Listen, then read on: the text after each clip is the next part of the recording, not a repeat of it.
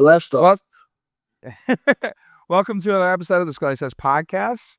I'm Pat, and we've got Tom. We're gonna talk today about Cuba and a couple other topics. Cuba specifically from 1955 on. So we're gonna get right into it. Yeah, we could do that. Yeah, it was. I did a little googling, you see, and I checked out who the presidents were from Cuba, from I guess around the Second World War, right up until the present time, and there were presidents of Cuba that lasted one day. One day, some lasted 2 weeks. I mean, it was one of those things. They're probably within that period of time. They're probably something like 25 presidents of Cuba. It's a whole bunch of them. Uh, and the last guy that I came up with, this guy by the name of Torado. And Torado was the guy that Castro put in. Yeah, he's got an interesting character. They're all well-to-do, all wealthy. Castro was, yeah, very, very wealthy. And I think we talked about that before, but it's sort of like with Karl Marx, going back all the way to the Communist Party, where he come up with the idea. He was this rich little boy that was at the London library. Spent all his time at the library doing research and everything, so he comes up with this idea about communism. That was, I guess, the Communist Manifesto. Anyway, Yeah, and was that Emma that just passed by? she did. She brought a coffee. Ah, she's a wonderful woman. There's no doubt about that. Yes. She is great. We'll eventually have her on one day to talk about medical stuff. Yeah, I was going to say she had to give you coffee to keep you awake, eh? But anyway, we're going to Cuba and the idea of we had Castro comes into power sometime around well, I think he started up around 1959, and he took power from a guy by the name of Batista. Yep. Fluent. Yeah, and Batista at one time, I think that he and Castro had something. They were kind of together for a little bit. I think that they both became lawyers, and they were both out of Havana University. And anyway, so but Castro, Well, yeah, what you were kind of touching on is the idea that a lot of these communistic ideas, a lot of these socialistic ideas come out of people who have excess. And so they have enough time to sit around and think about, like, oh man, like, how could I create a world in which I don't have to do anything? Or, oh my God, how can I? And I know that's not every socialist's objective, but in the modern socialist communist rhetoric, that is what people are. That, like, let's make no bones about it. People are not having a socialist and communist ideology because they just want to work so hard to make the world a better place. You know what I mean? It's because they want to benefit from everyone else who is.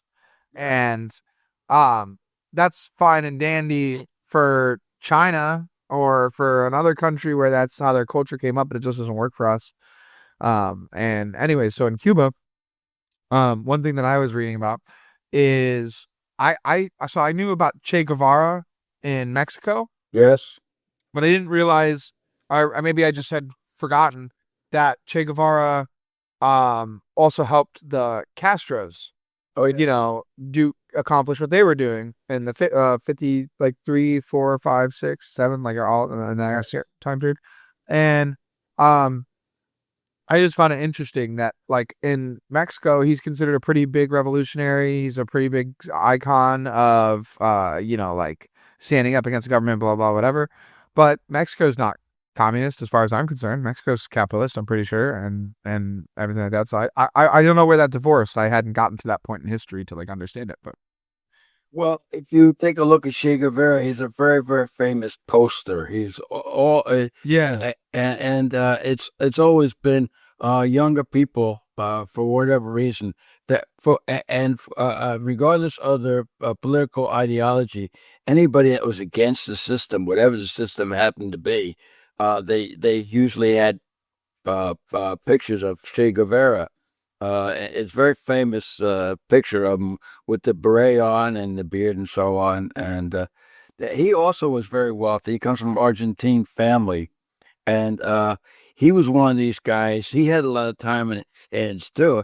I mean, he did a bicycle tour throughout, I think, Argentina, and then I think he did a motorcycle tour as well. So he had additional time, and he was appalled by some of the poor living conditions in South America and Central America.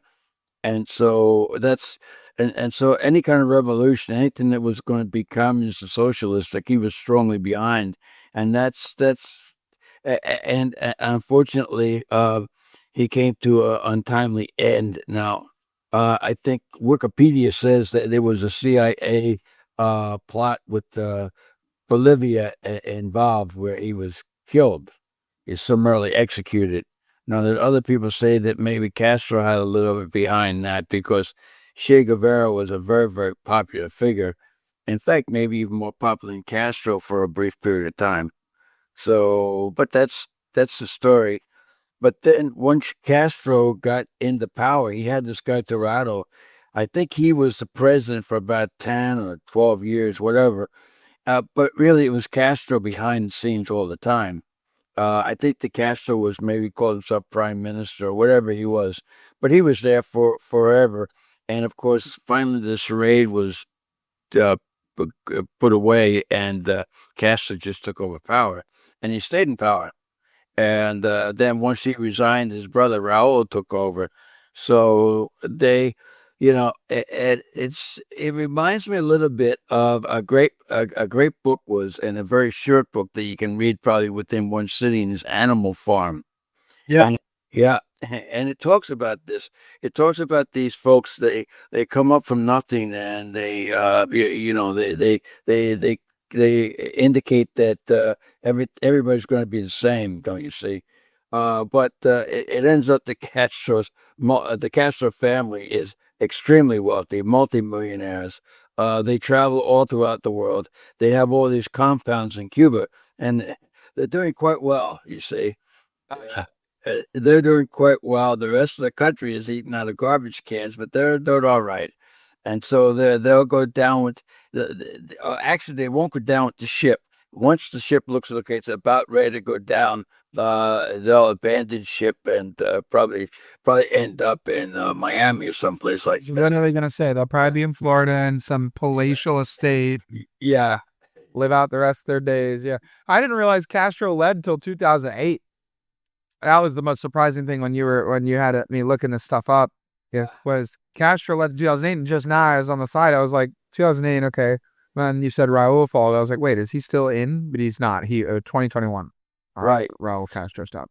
Well, yes and no, I guess is what you could say. I mean, I think Raul can pull a lot of strings right now, even as we speak. You see, so that's what we got. So anyway, that's that.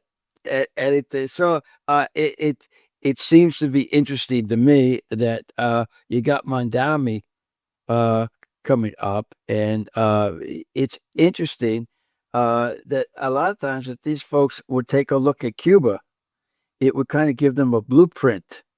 You see, Cuba was had a lot going for him at one time. It was definitely corrupt. It had casinos, and it had these large plantations, and there's no doubt there was still poverty there, but it was relatively doing all right as a country. And of course, we know that it's really teetering on just complete collapse right now.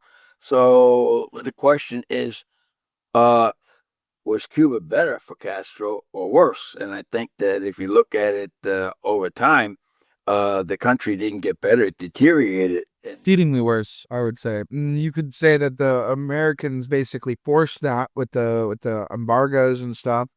You because that is part of it. You know what I mean? You could say like say we had ideologically disagreed with Castro but continued to support them. Maybe they might not have been in the same place. So I'll give the benefit of the doubt there. But that being said, yeah, I mean, it's a misplay to do anything that gets you blockaded by the major country right next to you. You know what I mean? Like that's just already there, a misplay. Well, I think what happened with Cuba really, what it was with them is it was their position. They really had nothing going for them except their position, and their position was 90 miles away from the United States. And so, you could probably throw a softball into Miami. So it was that Well, close. they didn't want to be Puerto Rico either. You know, Yes. Yes. they decidedly didn't want to be that. They wanted to stay their own sovereign nation. They wanted whatever, and that's fine and dandy. That's great, but I mean, they didn't really do the thing that they needed to do after making that decision.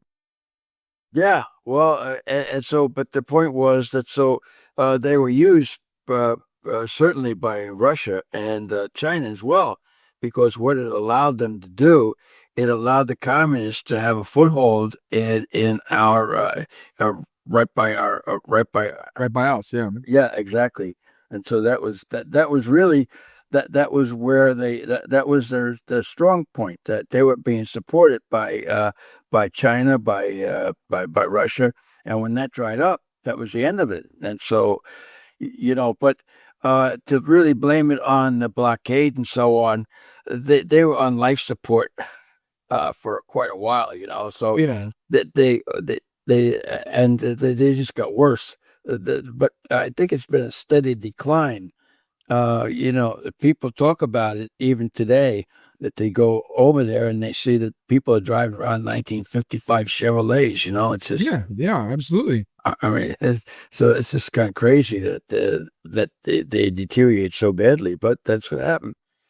So, but I guess my point is that a lot of times these folks, they don't look at history.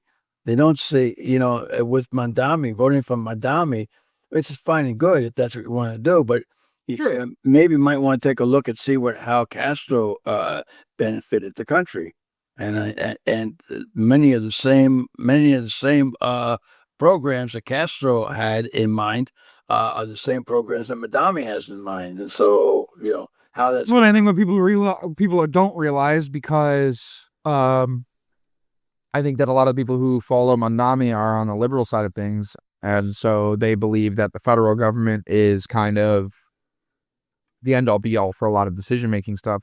And so when they see someone like Mamdani, they see like, oh well, yeah, but like how crazy could he go with just one city, right? And it's like, well, right, but it's not just one city, it's New York. It's a significant statistical amount of the population of our country, our entire country lives there.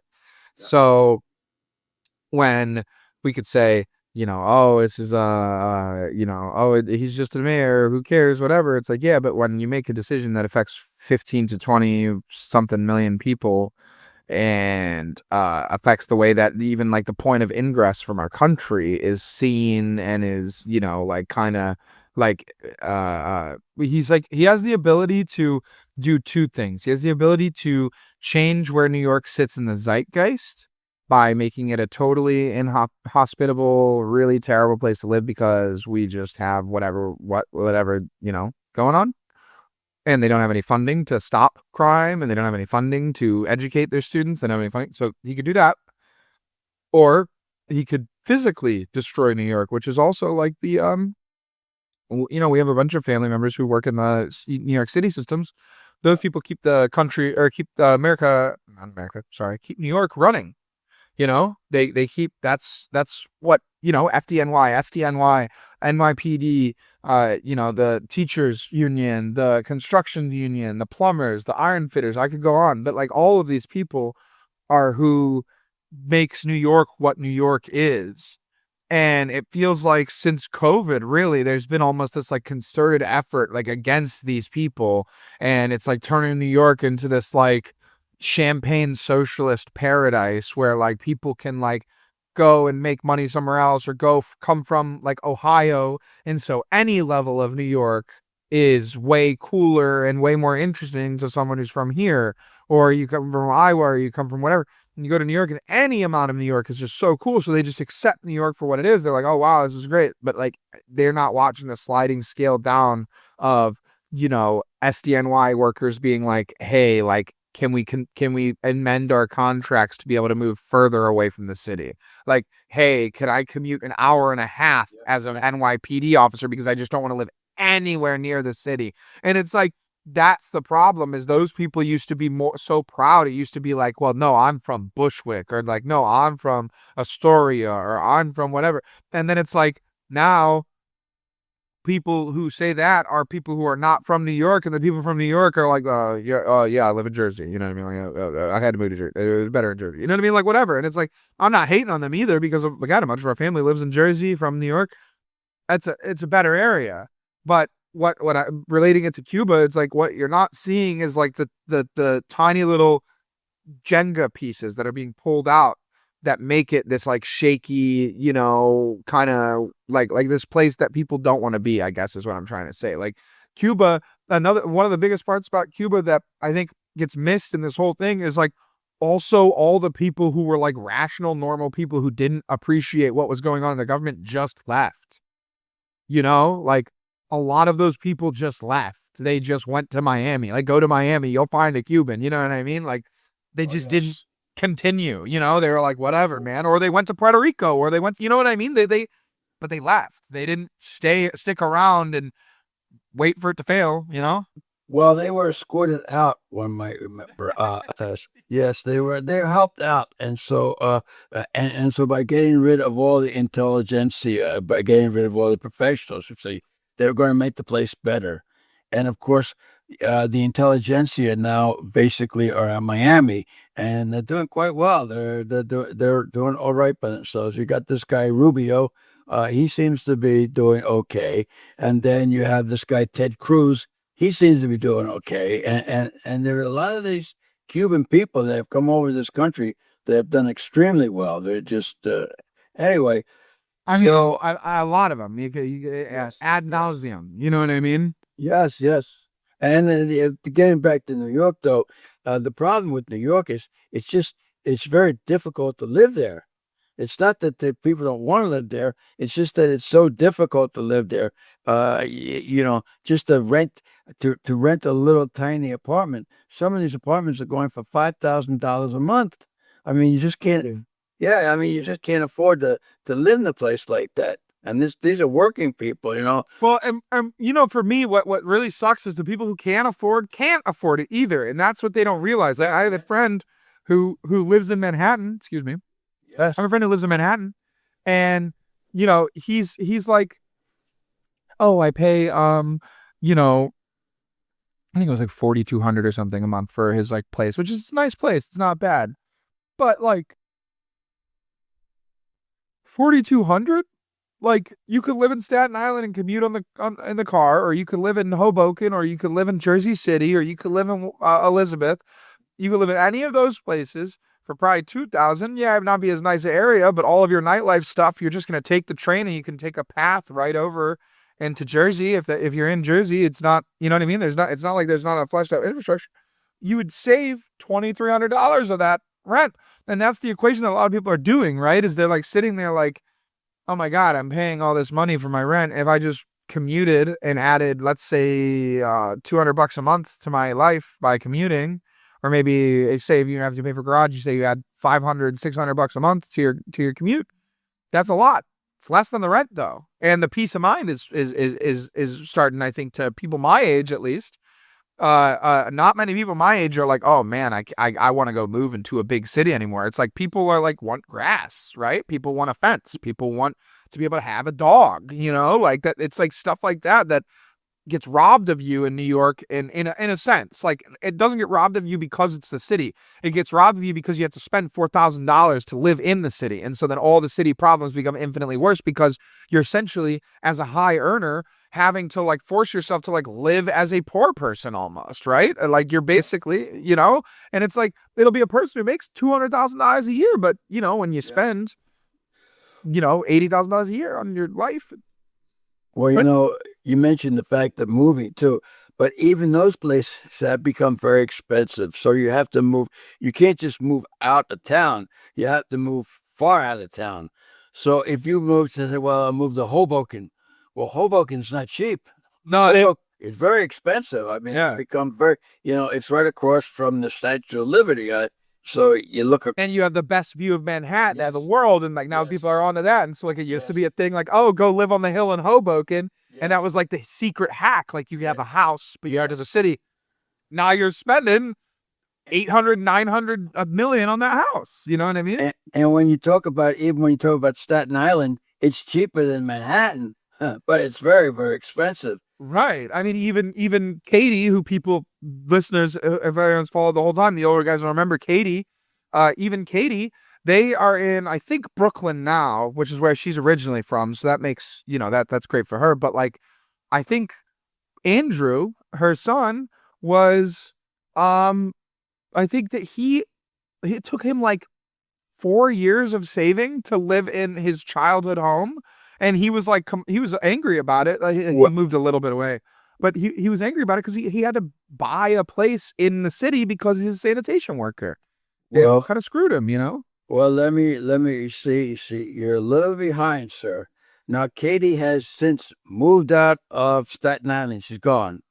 She is way out in New York, further out. So she's probably. Oh, is she in Long Island? Yes, yes. So she. So okay. I thought she was in Brooklyn because I knew he had to take the BQE to get She's there. gone. And then her son does not have her old house either because it's too expensive. So No, I know. That's what I'm saying. He tried to originally. yes, he moved into a small condo, and so that's the living that's what's required to live there.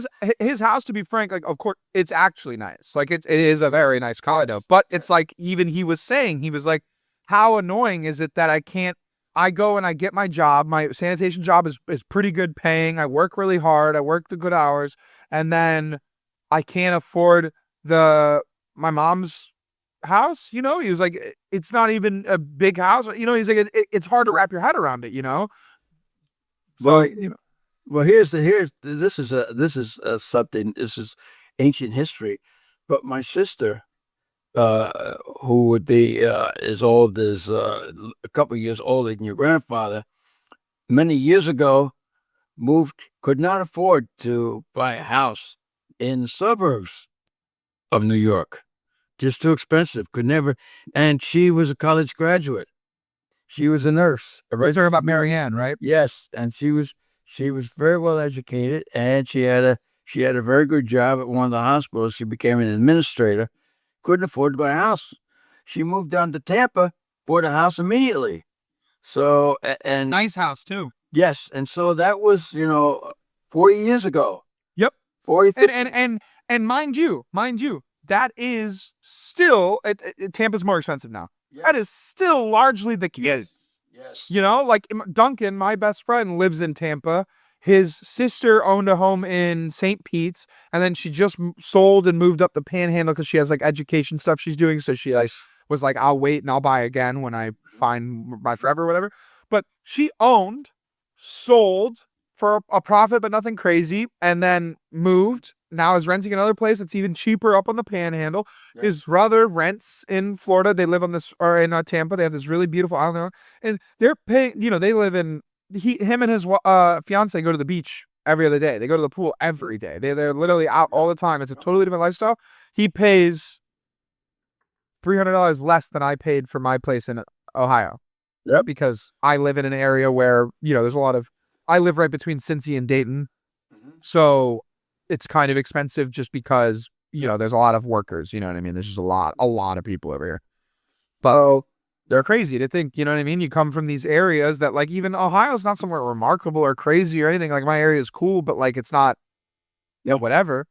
And I can move down to Florida and pay less, you know what I mean? And but then the problem, the real problem with that is that the more and more you go, same thing with Texas, we're seeing it in Texas, the more and more people do make that decision, then that paradigm starts to flip. And now Texas is kind of like a place like where at a certain point, I was really thinking about it about 5-6 years ago, like, maybe that makes sense. Maybe living in a suburb of Houston would be exactly what I want. It would give me the weather. It would give me, you know what I mean? Maybe that would be cool. Now I'm not interested at all. Definitely not Austin. Definitely not San Antonio, but definitely not Austin. Definitely not Dallas. Houston is still pretty cool, but yes, yeah. Well, Austin has changed quite a bit, but Austin used to be more, yeah. But yeah. So, but Texas, I was down Texas many years ago, and I can remember driving an entire day. And of course, it didn't get halfway to the state, No. It takes, I didn't know this until I had done it. Because my buddy doesn't tell me when we're going to go on when we go cross country, like we would go cross country top to bottom. when we would do those big drives, he wouldn't tell me how far or how long it was. He was just like, we're driving until we're not. You know what I mean? 'Cause I always get super anxious about that stuff. Um, and so we were driving and we passed through Texlahoma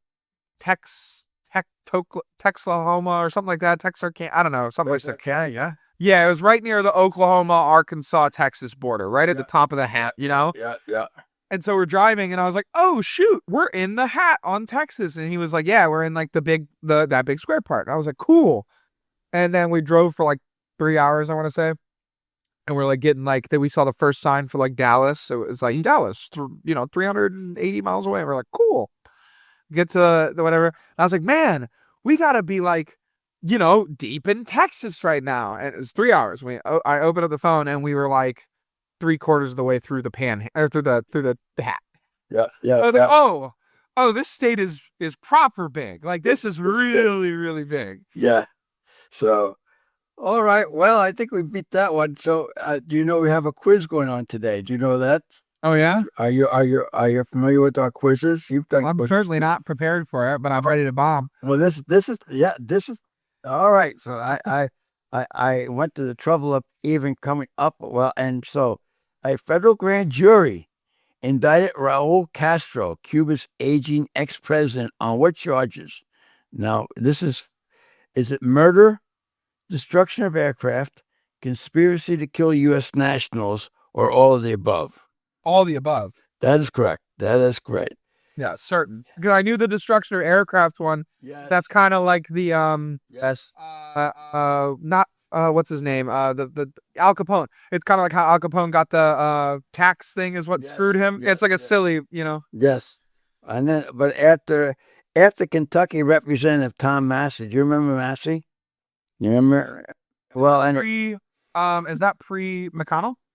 oh well, he went against Trump. He lost for a primary challenger handpicked by President Trump.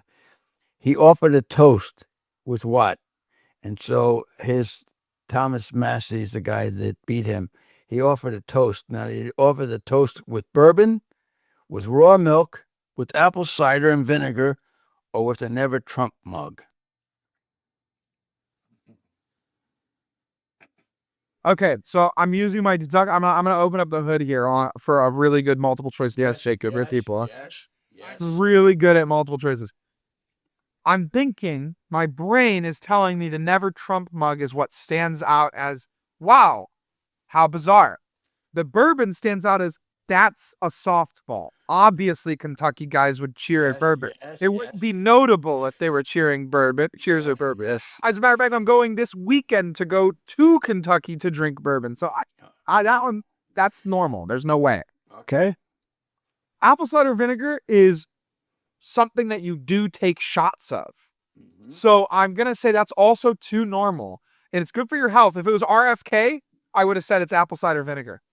But I think it's the raw milk because that is just bizarre. That is correct, sir. That is correct. So that shows how you can cheat your way into law school or any other institution like that without knowing a damn thing, but you can do it, you see? So here's another one. There are about 4% of U.S. veterinarians are certified to do what to pets? Rolfing. I'm not sure what rolfing is, but it's there. Psychoanalysis, acupuncture, or administer cannabis. I mean, psychotherapy sounds amazing. Like that has to be the answer. That has to be. I'm sure. Yeah, that has to be the answer. It's acupuncture, sir. Is it acupuncture? Oh, yes. That one was like, that is not weird enough to me. You know what I mean? It's like I could see people doing that. But here's the problem, you see. When you get acupuncture, somebody pokes you in the rear and you say, "Oh, that feels much better." But how do you know that with the dog? Yeah, how's the dog not like this? Is just hell. Like, it is horrible. What? So moving on. Here's another one.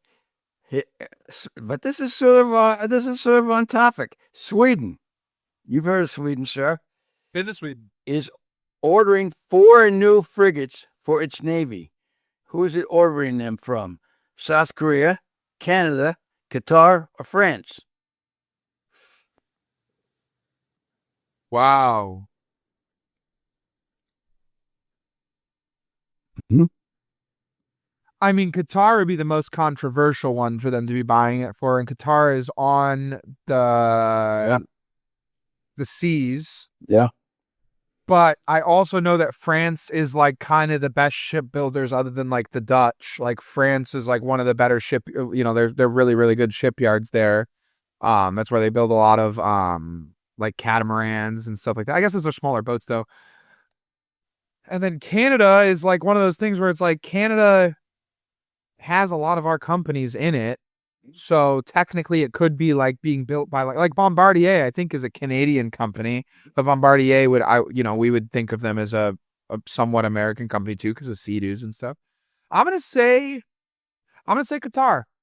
Okay. Well, you were on the right track, sir, but you detoured. The correct answer is France. Okay, yeah, that makes sense. That makes sense. Here's one. Former representative. I'm sorry, wait, you said frigates, right? But I don't talk that way, sir. I try to watch my. But it's new frigates. It is new frigates. Yes. So Huh. Interesting.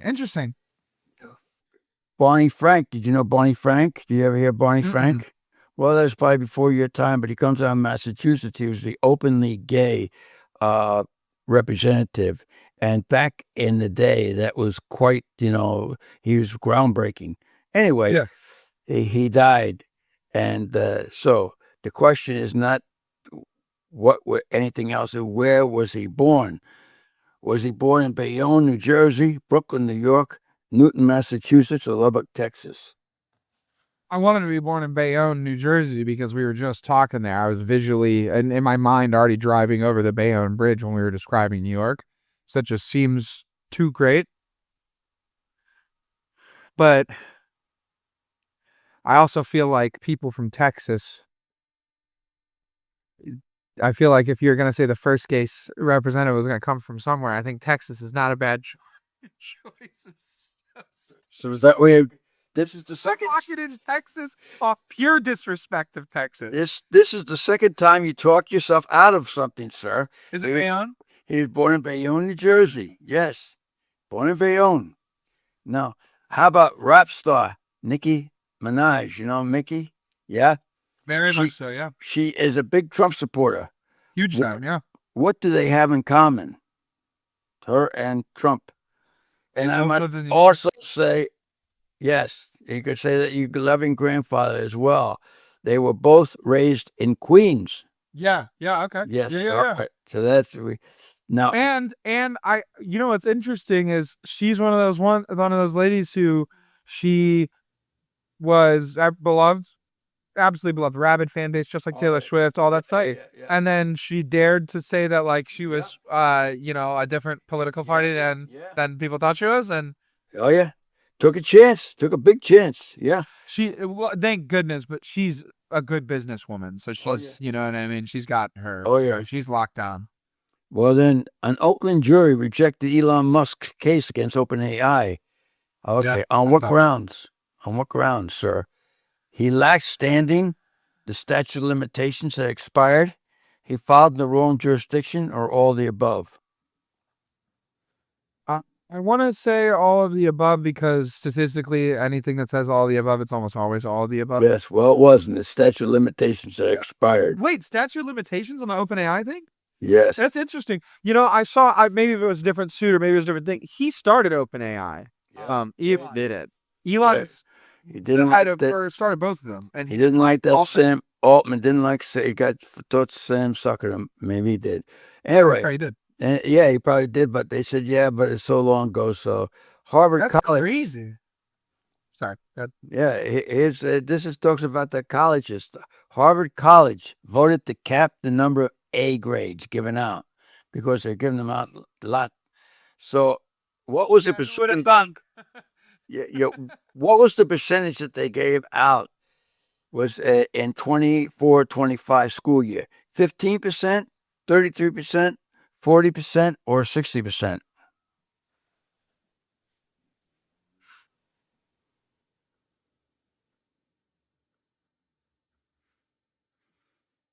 I'd really like for it to be 15%.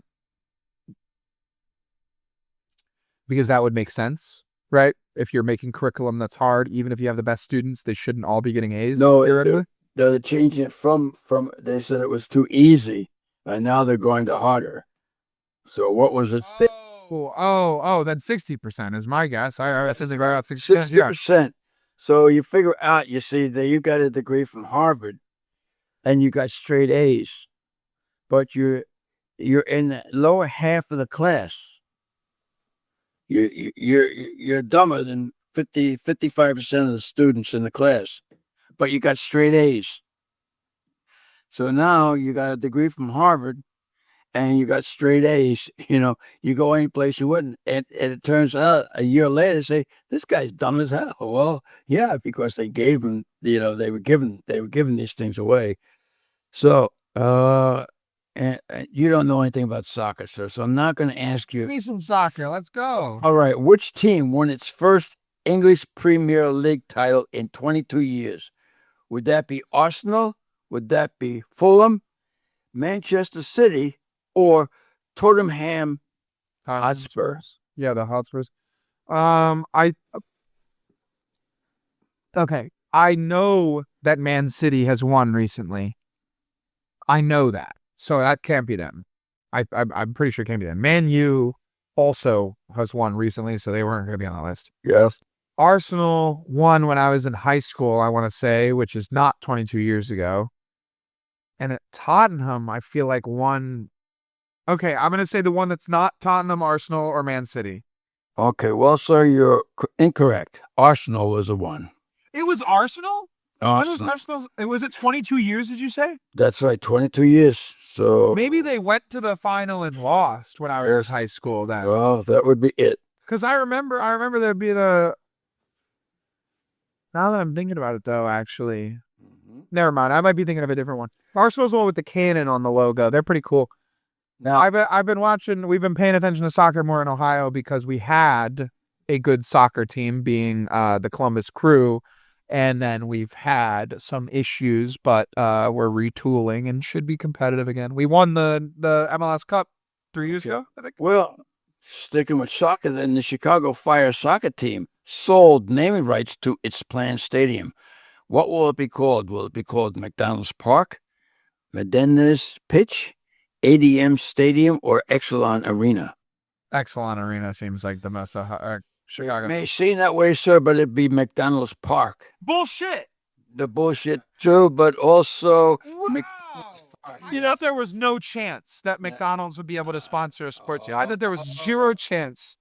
So the Chicago Fires, they're rebuilding a stadium. It's gonna be McDonald's Park. That is correct. That is correct. All right. Hey, they do have a couple deep pockets there. Now, and it blew up here. You know, Ray Kroc or blew up there. He is a Chicago guy. You know what I mean? So makes sense. It's just crazy. Now here you go. There's a capitalist makeover is underway in which surprising country? North Korea, South Korea, Greece, or Sweden?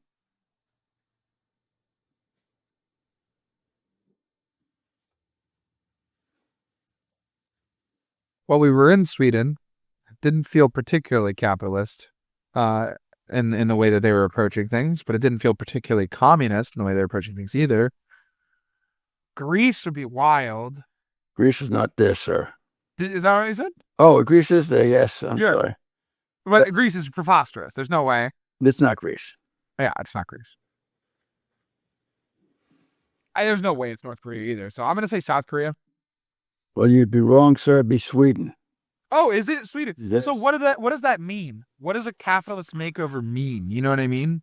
Well, that's what they're saying. They're getting away from there. They're getting away from the socialistic idea, and they want to make money.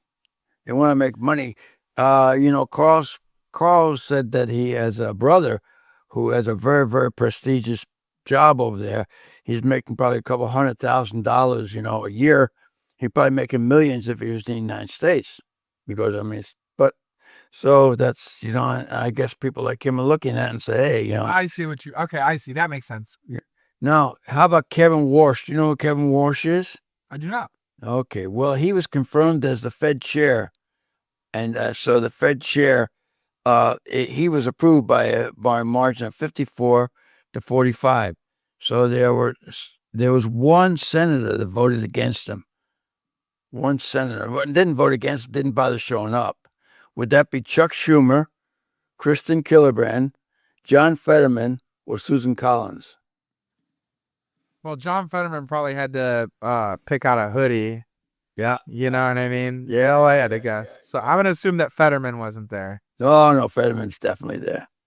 He was there. Oh, Okay, yeah. all right, wait. And then the other one was Chuck Schumer was in there too? Yes, he was there too, yeah. He was there? Okay. I don't know then. Which one? And it would be Kristen Gillibrand. Really? Yes. I would have put everything on Fetterman right there. I would have cashed in. I would have assumed he had, a hoodie fitting at some workwear company or something. No, here's another. You know Sony. You've heard of Sony, of course, sir. Once or twice. Yes. Actually. Well, they've acquired a catalog of pop songs. Did you know that? I did. They have a huge record label. Well, there's Beyonce. Yep. There's Lady Gaga. Oh, yeah. There's Rihanna, or all of the above. Which is it? All of the above. That is correct, sir. Yeah. Rihanna was immediately who popped in my head when you said Sony. I was like, yeah, I remember Rihanna having a huge argument over which one was it? I think Umbrella. I think there was like a huge deal with that because Sony owns UMG, Universal Music Group. UMG is like all of the people that you mentioned, plus Nicki, plus Jay-Z, well, Jay-Z left it, but plus even like Kanye was on there, all that. So, Yeah, Kanye. Yeah. All right. Now, Crunchyroll, you spent time on the computer, so Crunchyroll is gaining fans, exemplifying one growing popularity of what? Anime. There you go, sir. I didn't even have to yet say Nope. anime. Yeah. Now, I actually have always, when I was growing up, anime was super whack, like in a lot of ways, Yeah. You're kind of a weirdo for watching it. Yeah. And then the quality, well, I'll say that with some caveats. I mean, there was still like a show like a Dragon Ball Z was still super popular. Everyone liked Dragon Ball Z, and everyone still liked like Samurai Jack, or like there was a bunch of different shows that like were animated in anime style, but they were definitely Western culturally. That Dragon Ball Z not being that, but they were Western culturally, and so like people mess with them. But then as like we got into the mid 2000s, I remember watching at grandma's house in Hammond. I remember watching late at night on their Cartoon Network thing, and it would go to Toonami, and Toonami was almost all anime. And so it kind of like opened that door. But Crunchyroll is really cool because it's like kind of like a YouTube or like a Netflix or whatever, but it's just way more. Like just way, way, way more. Like Netflix doesn't have this or doesn't have that. Every anime is on Crunchyroll. Like all of them are on there. And so like if you go to like Ashlyn, her and Riley, they like religiously use it because it's like better to them than Netflix because they can watch some of these great animes, which there is some really, really fantastic works in there. Like one of the best rated shows of all time, if not the best rated show of all time, is Attack on Titan, which is an anime that kind of like focuses on, like it's like a big war and, all this other stuff. But anyways, it's very cool. It's very popular. It's becoming way less whack to be into and stuff. It's cool. Well, sir, so for people that do not belong to our immediate family, perhaps it might be beneficial to let them know that Riley and those are my siblings. Yeah. Yes. Yeah, that might be appropriate. Now, here's one. Did you know that that there was Mary Todd Lincoln?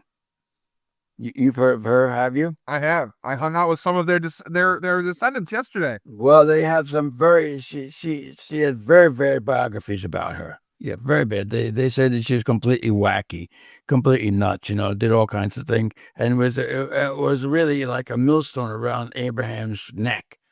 But there's a new biography. It strives to rehabilitate the reputation of Mary Todd Lincoln, and now you'll have to tell me who the author is because I don't know any of these people. So it'd be Mary Dearborn, Fergus Brodovich, Lois Romano, and Harold Holzer. Well, I Here. just want to say Fergus Berdovich again, so I'm gonna lock that in right now. Well, that you'd be wrong, sir, but maybe you could look that up with your lightning speed Yeah. to find out who Lois Romano is. I've never heard of this woman. I wonder if she's related to Ray Romano. Ray. Oh, yeah. She's not. I doesn't No. seem. No. She's a national journalist who's an editor, political writer, and columnist for the Washington Post and Politico. Oh, She is authoring An Inconvenient Widow, The Torment, Trial, and Triumph of Mary Todd Lincoln for Simon & Schuster, which will be published May 15th, 2026. She covered a bunch of presidential races. She wrote in-depth profiles on Donald Trump, Biden, Hillary Clinton, Jesse Jackson, Gary Hart, John Kerry, Ohio. Yeah. So she's basically super politically connected.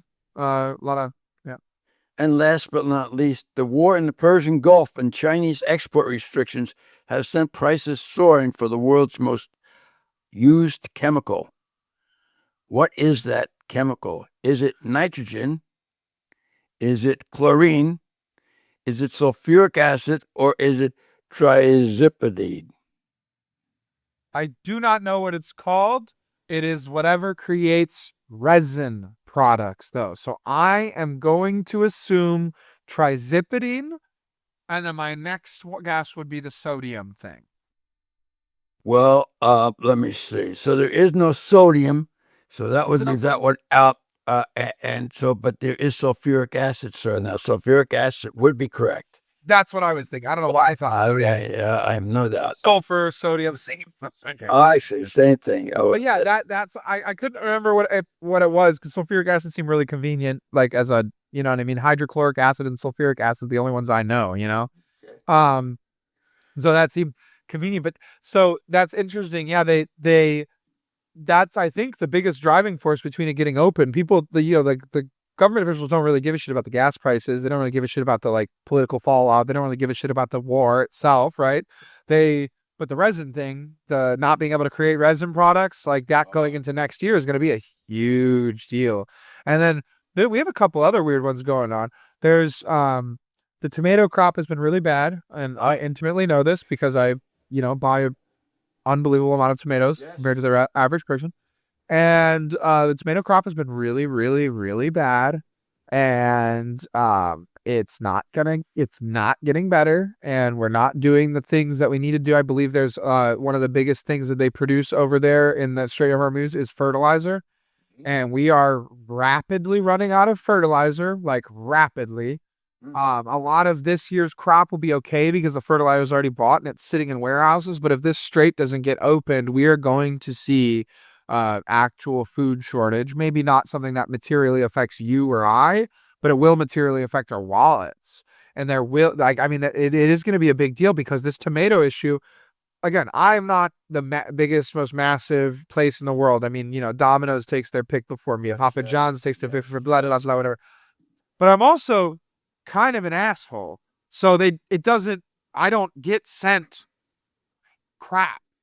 That doesn't happen because I will just literally leave it outside and let it rot, and you will pick it back up rotten, and you will give me my money back for it rotten, and you will eat it, whether physically or on your bill, because I don't care. I don't do dented cans. I don't do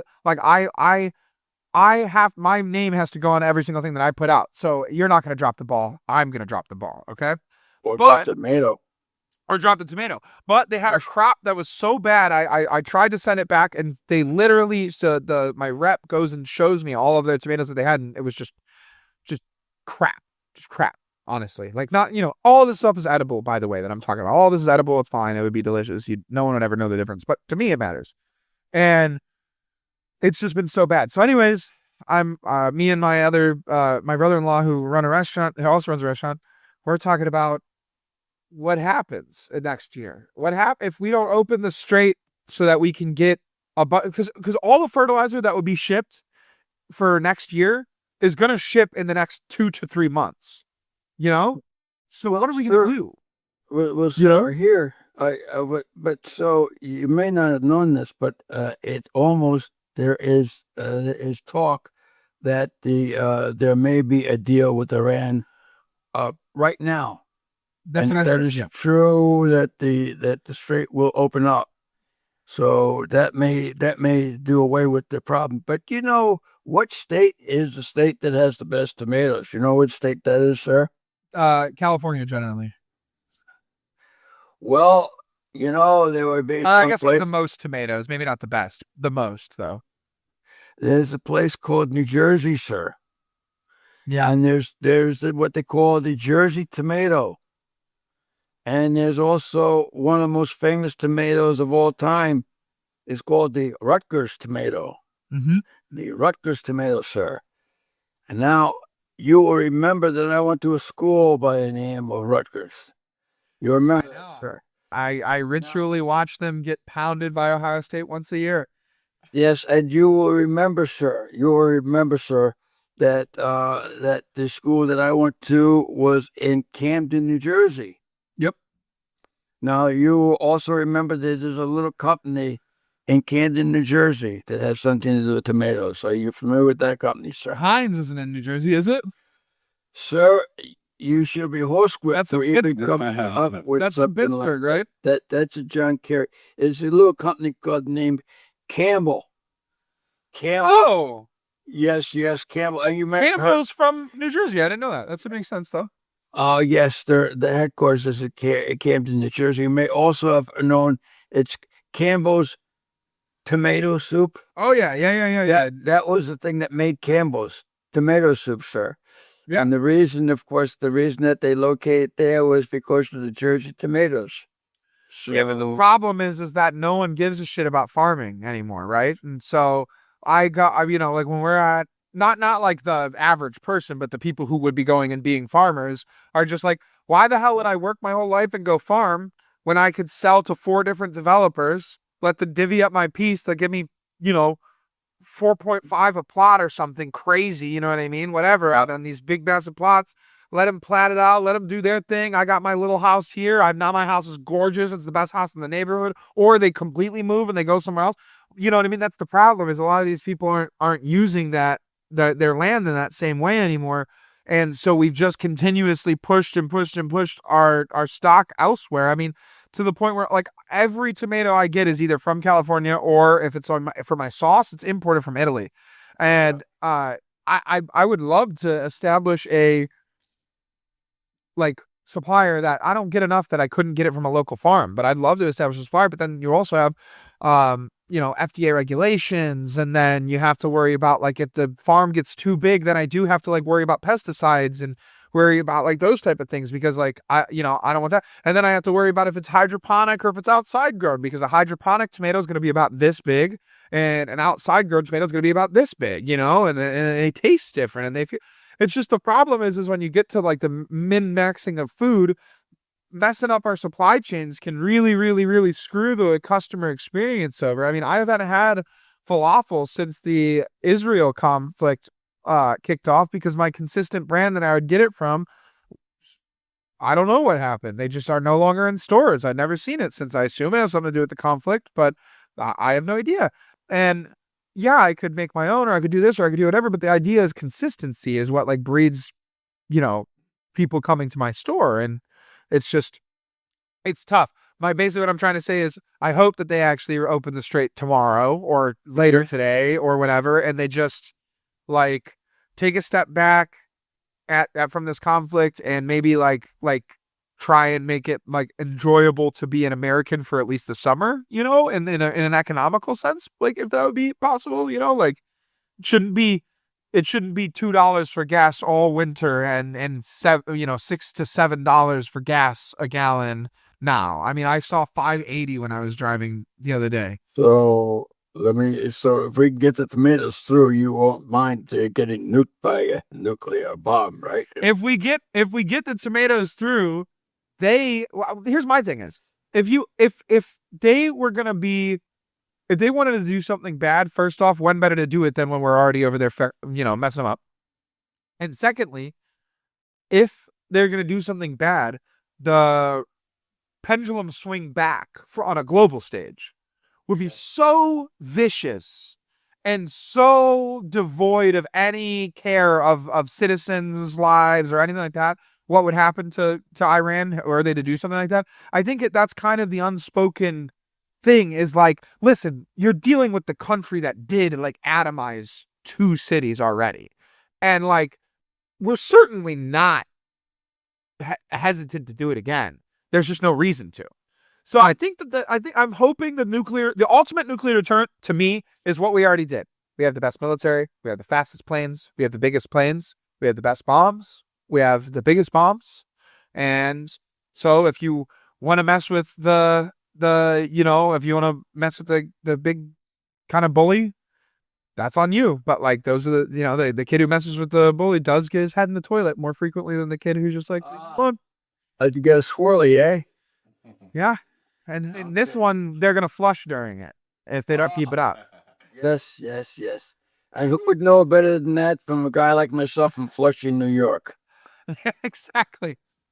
You could send people home that way. There's a lot of joke ground to cover with giving someone a swirly and Flushing. Oh yes, I hear you. All right, so we've moved from Castro to tomatoes. And is there anything else that has to be said that? Well, did you want to touch back on anything about, because we talked about how kind of Castro rose into power, but I didn't know if you had anything that you wanted to touch on as far as nowadays or anything like that with Cuba. Well, I mean, Cuba is pretty much. They said Cuba's pretty much in very, very bad shape, about to collapse any day now. And and so of course we have the thing that kind of surprises me, of course, with Mandami, and the name is escaping me right now, but the lady that comes out of, I guess, Washington. There have been a couple of people that are socialists that have been elected. They call them Democratic socialists.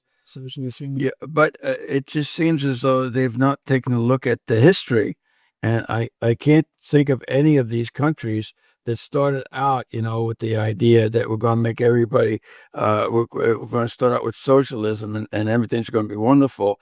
Whether you start out with communist China, or whether you start out with North Korea, or for that matter, Cuba.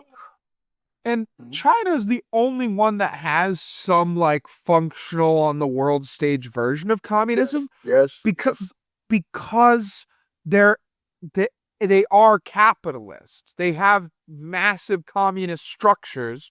Yes. But they are capitalists, right? Like there is no means of production control. There's business owners in China. There's people who own businesses, and there's people who businesses are not owned by China, and there's businesses that are owned by China. You know what I mean? It's like more of a free market to build their competition and to build whatever. And so that's why China actually works. But what people miss about like a place like like Cuba or something like that is like there wasn't that. It was straight top down. Same thing in Venezuela, straight top down. Government controlled all, Well, I think the thing with China is, and this comes out a little bit, it's the good old boys network. In other words, if you are a friend of a friend that's in government, you'll do all right. You'll do great. Yeah. But if you're a very good capitalist, or you are doing a lot of things, but you don't have any friends in the right places, you're hurting. Yeah. Hurting. Like they have, I can't remember the name of the journalist, very popular journalist. They put him in jail. Yes. See, put him in jail. Yeah. And so, my buddy Jin, who's from China, he actually lives in a like weird like 3 area where it's like I think it's either Pakistan or India. I think it's India, China, and North Korea all meeting, or it's Russia, China, and North Korea. But either way, it's the border of China and North Korea, and there's another one right here. He lives like right there in China, like right on the edge. Like he's like, if I stood on the roof of my house, I can see North Korea. Like, you know what I mean? Yeah. And he was saying that his dad was very connected. His dad like had, I guess, a friend from primary school that went on to become like a politician, and then he retired as a politician, but still has a lot of political influence, and so that's why his parents like do well. Yeah. But they have ended up moving to America and doing a lot less good to be here. I don't know what I never asked his father that question, but he just opted to. But they did really well over there. Like they had, big body Mercedes cars, and they would go whatever. And I think Jin basically explained it like by saying like, oh, they just like essentially loved the American lifestyle, and his dad didn't mind working, so he was happy to like, find something to do and come over here. I think that probably, if I had to guess, that the political person that they were connected to, there was either a falling out there, or that person stopped having any connection and help. But yeah, he was saying it's very much like a boys' club, and they, friends are friends, and that's, Yes. that's how you do your thing. Yeah. Well, for all the corruption that we have here in the United States, and there's plenty of it, we are novices compared to these other countries. Yeah, we're amateurs. Yeah, all of them. I mean, yeah, there still is a possibility that you could come from very modest background and you could do quite well.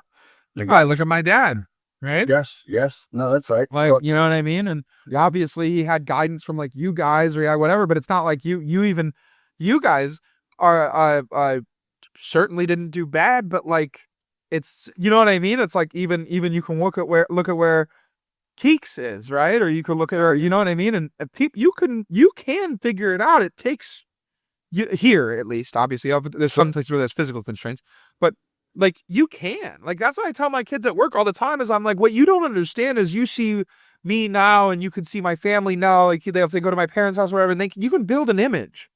But that image isn't the reality for them, like for my parents. You know what I mean? I'm like, that's not, my dad came from worse than all you guys. You know what I mean? And less than all you guys for the most part. Talking to my guys at work, I'm like, he came from nothing.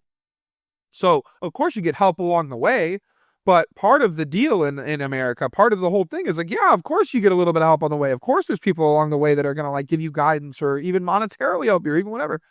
But it's not, it can be accomplished, right? And in a place like Cuba, it's that futility causes a lot of those people. Now they're in Miami, and those people are successful. Those people are doing great. They're great Americans. That's why a lot of them are super pro-Trump Cubans, when they come over, because they just don't want to. They can't fathom wanting the policies that made them leave the land that they loved. I mean, it's a Caribbean island. No one wants to live. Like, Miami's great, but Miami's not better than a Caribbean island. You know what I mean? Like, Sure. It takes a lot to leave, and Yeah, the only problem with an island is it's very expensive to live there. If you're like a place like Hawaii, yeah, it's very expensive because you have to have everything shipped to you. everything from the cars, the food, the way. The only thing in Hawaii that I do know is that's why they have different cans. If you ever get a can of soda in Hawaii, they have a cannery in Hawaii because it was such a logistical nightmare having Dole and all these other companies ship their canned goods. They were like, screw it, let's just build a cannery so that we can make the cans on Hawaii. So Hawaii actually it's trying to develop something, but it's exactly right. Like when you go into a grocery store in Hawaii, there's equal chance, and they will be equally marked up, stuff from the mainland and stuff from Japan. Stuff from Australia, because they're right. You know what I mean? Yeah. Which also, though, there's a benefit. It's more expensive, but that's also cool too. There's a cultural, you get more of a better take on, like when you walk into a grocery store, you have more to choose from in the sense of different places, different, And of course, if we didn't have Hawaii, we wouldn't have Obama. I thought it was Kenya. No. Well, that too. Yeah. But yeah, yeah. I mean, that is pretty cool to be the first president from Hawaii. I mean, it pretty much the whole way up, he was a cool guy. You know what I mean? Oh, yeah. Well, he used to be Barry. Barry, that's true. Yeah. We saw Miss Obama in Yellow Springs like a month ago. Oh, did you? Yeah, she did a podcast. She didn't come into my place, but she did a podcast and with Dave and a couple other people, and yeah, it's pretty cool. Yeah, Michelle Robinson. She's Robinson. Is that her original last name? Robinson, yes. Her father was a very, very big minister on the south side of Chicago. Yeah, she grew up in Parkway Gardens, which is, I think, 63rd. I believe that's true. So it's not too far from Hyde Park, you see. Not at all. So, yeah, and so that's that's basically her background.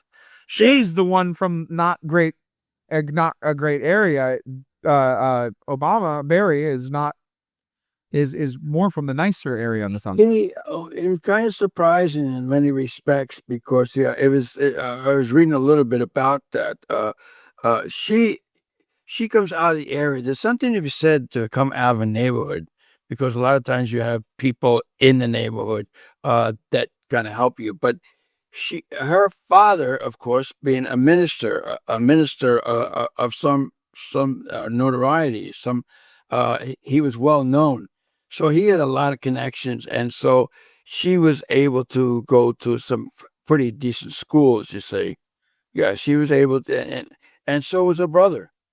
You see, so I mean, they had those connections. That was something actually that Obama did not have. He actually came out of a white background. Yeah. His He great just had the one white lady, his mom and his grandparents, right? Yeah. Yeah, actually, he was pretty much raised by his grandparents, as far as but at any rate, so that was his background, and he grew up with a bunch of Asian kids. Right. You know, black kids, they're all Asians, you know, my white. And so, and he was kind of, he was kind of unusual because he wasn't what they call a white guy, like a Holly, but then again, he wasn't Asian, but he was kind of somewhere in between, you see. So, yeah. And so he didn't have a rough time in high school. He did all right in high school. Yeah. Well, because I think he's kind of the type of guy that everyone has had a friend like that where he's, I know, maybe they're different, whatever, different race, doesn't, but he doesn't fit in. He's not black and he's not white and he's not Asian. He's just cool, you know, like he's always been cool. There's really nothing, you know, that he's intangible, you know. Well, he became blacker as he came into the United States. Well, yeah. Oh, I mean, also, how do you live on how do you live? Hyde Park is not bad, but how do you live in Hyde Park and not adults more of the cultural elements you see around you? You know what I mean? Well, you know, see, he going against the grain because over here, for the most part, people are told to lighten up. You see, but he darkened up. You see, and there was just the way it happened. Hey, it worked. It got him the presidency and his wife. Hey, She might not have been messing with, a light berry. Oh yeah, and you know, I mean, it's amazing because actually, he was a guy. He was kind of in the right place at the right time, and the thing that really propelled him was that speech that he gave. When he gave that speech, I think at the Democratic National Convention, that was the thing that propelled him out into the national limelight, and he did well with it. Yeah, no doubt about it. Yeah. People got to stay on the lookout because that's also the same trajectory I'm going to take. I'm not at the Democratic National Convention, but I'm going to give one speech. And Jebby, you saw it. I gave you a preview at the wedding. I let you guys know. I let you show. I was like, listen, there's a couple things that I'm born to do. Yeah. One of them is to rally you people up. You know what I mean? That's right. People better get there, get ready. Sorry, what did Trump say? Hold on. Stand back and stand by. That's what he said. Is that what he said? Yeah, he said that about the Proud Boys when they're like, right. He was like, stand back and stand by. I said, well, yeah, there was some people said, people didn't like Trump, said he was born on third base and thought that he hit a home run. I'm pretty sure his dad didn't come up with buying air rights, which is definitely what made him his fortune. So yes, but I was going to say his father told him whatever he did, not to leave the Queens area, not to do anything like that because that's where they made their money, and that's where. And so but he didn't follow his old man's advice, and so he is, for whatever reason, he is unusual. He made a lot of bucks. Most of these guys that made a lot of bucks, whether it be Elon, whether it be Altman, whether it be Gates or all these, they all got quirks, and there's all plenty of stuff about that you may step back and say, I don't particularly like this stuff. It doesn't really for sure. But yeah, that's what makes them. Yeah, it makes them. That's the whole thing. The imperfections and all is part of that. Right? Mm-hmm. You can't say like, oh. Well, I would love Palmer Luckey if he didn't do this, and this. Palmer Luckey is that way because he is that way, and that's why he made that money. That's why he is where he is. And may disagree with him. That's okay. That's the American way. But you definitely we need to stop this rhetoric that like people are like bad people for being different than you, and we need to stop this rhetoric that achievement is bad, right? Or sometimes these guys become bad because of their achievements. Other times these guys are bad and they achieve despite it. But the badness has nothing to do with the achievement. I mean, the problem is that there's no version of Oprah today, right? It was Ellen, and then Ellen came out as being all this terrible, whatever. But like Oprah, when you'd put her on TV, like her or not, Oprah was, trying to lead by example in a lot of ways, I think. Trying to show how she was, when she became a billionaire, I remember none of the rhetoric was, oh, wow, like, I'm so glad I'm rich. It was like, okay, well, now that I'm a billionaire, this is how I'm setting it up to give him most of it away, And some people don't have to like that. You don't have to whatever, but like from her networks, from her whatever, she tried to embody what she expected of people. And I don't think we have enough people like that on TV and on social media these days because it's so much easier to just take zero accountability and dip and get your money and get out, and it just doesn't work. Yeah. That's what Mr. Pierogi did. That's why I did it. Once the Pierogi took off, he took the money and he You cashed out, you put someone else in the suit and you built a team. Yeah, well, he does have a guy. He's got in that work, Mr. Olumke. Yeah, I know. Have you seen this thing on the South Shore? He has a podcast where he's involved in the South Shore, and it shows he goes in all these restaurants and so on, trying to. We did that for restaurant week. We Oh, for restaurants. Oh, cool. You know what's going on this week? I was in Cincinnati yesterday for the wedding, and there's a Taste of Cincinnati, which I found very interesting. I said, now, there's a much greater city that's on the same train line as this that has a taste of itself. Yeah. And Yeah. So the Cincinnatians do not like my constant Chicago talk, so I've kept it hate for now. that's right. Well, you're a guy, you like Chicago, and you'd like to get back there if you could. I know you. I know the kind of guy you are. I know that. It's the best. It's the best city in America. It is, yeah, and hopefully his network that's there, he doesn't ruin it. Oh, yeah, he's a dum-dum, but less of a dum-dum than I think the last one, which is not hard to do, but Oh, well, are we talking about Karen? Lightfoot. Yeah, she was pretty smart, but she was ineffective. I'll go along with that. Yeah, she was a smart lady. Yes, yeah, okay, that's fair. She was a smart lady, but my goodness, did I not understand what her objective was. No, I think that's right. Well, of course you're smart enough to leave. That's true too. That's true actually. That's there doesn't even credit there. When you even if she didn't, when you realize you're doing a bad job, stopping and benching yourself truly shows that you care about your city way more than anything else. Well, I have to say this, and people are learning this more and more. You take a look at the dailies. In retrospect, they don't look too bad. They don't look too bad. If you take a look at when the dailies don't. No. Yeah. When you take a look at when they built, you take a look at all the skyscrapers. The building. That's what I was going to say. When you look, I can remember being 10 when we were go to the city and stuff. How the city looked when we were 10 versus when I came back. So when I was 10 would have been 2006. Yes. And when I came back in 2018, when I lived in downtown, the difference between the city was unbelievable. And I'll tell you right now, from 2018 till now, 2026, we're almost crossing another 10-year mark. It does not look different at all. The only thing they finished was projects that were started when I lived there. Yeah, and that's right. Nothing, and they're losing the Bears. Yeah, and they're losing. It's just stupid. Well, in the 50s, it was considered to be kind of a dirty, rundown city, and that's when it starts to ascent. So that's why I keep this thing is because people forget about this. This was the when the World's Fair happened. Yeah. That was the center of the world. Yeah. And Chicago, through policy, through zoning, through whatever, has literally killed this. Yeah. This existed. All of these things existed. These World's Fairs, these exhibitions, whatever. It's the museum campus, the Museum of Science and Industry, the Adler, the Shed. All of that. That's all the from. I mean, think of how far of a distance it is from the Shedd Aquarium all the way down the University of Chicago campus was all Yep. fair, Yep. Yes. and we got nothing of it. Yep. I mean, you'd be familiar with that because Flushing had the same thing, right? Flushing had the Oh yeah. World's Fair from after this one, I think. But yeah. So, anyways, point being, they get back to that, please. Thank you. Okay. Well, there you go. Once you get back in the city, it will change. I'm sure. I'm working on it. Okay. All right, sir. Well, Anyways, I think we've covered everything. covered everything. I think the entire gamut. That's gamut. Gamut's a famous word these days. GAMUT.